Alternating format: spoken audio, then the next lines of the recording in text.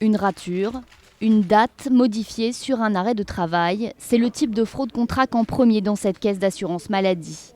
Ici, arrive chaque jour au courrier 1700 arrêts. Sur celui-ci, on voit très bien un 19 qui est passé devant ce qu'on peut clairement voir en dessous comme étant le 16 mars.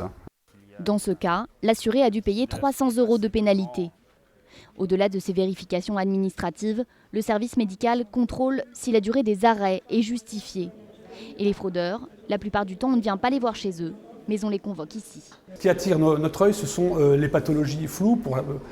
Par exemple, lorsqu'il est fait mention d'asthénie, de fatigue, de troubles divers sans diagnostic précis. Les signalements d'employeurs ou les dénonciations restent rares pour dénicher les abus. Ici, en Moselle, on mise plutôt sur un contrôle exhaustif des arrêts longs, car ils représentent 75% des dépenses, une méthode qui paye. Par exemple, l'an dernier, en Moselle, nous avons fait moins 5% d'arrêt de travail, ce qui est un bon chiffre. On était à moins 2% l'année précédente.